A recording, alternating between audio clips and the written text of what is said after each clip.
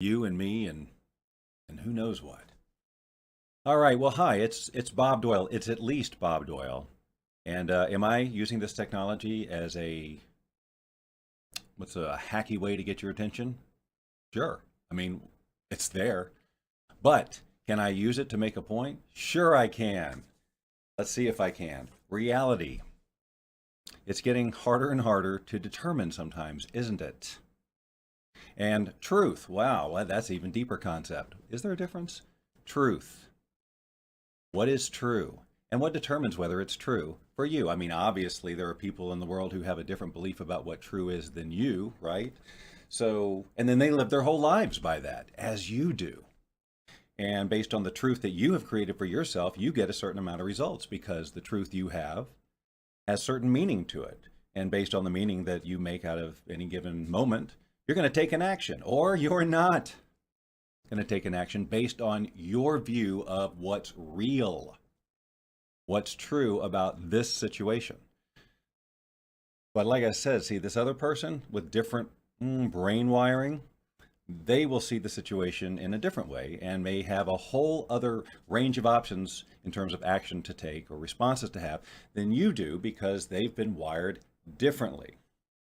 So if you find yourself feeling limited or oppressed or discouraged or depressed, hey, by your current interpretation of reality and how it's showing up for you, I just want you to know that you can change that. And really, I believe now more than ever, we have to take responsibility of our experience of reality because we're being thrown so much stuff from everywhere, opinions, attitudes, and we're being asked to make them ours, right? Believe this, no, believe this, no, believe this. And if you do that, whatever you choose, you're going to be run by that. So it's really more important now more than ever because people are so strong about that you need to see it their way, that you really have to be able to take a step back and see what is driving your thinking. What is your version of truth and where the hell did it come from? Is it serving you?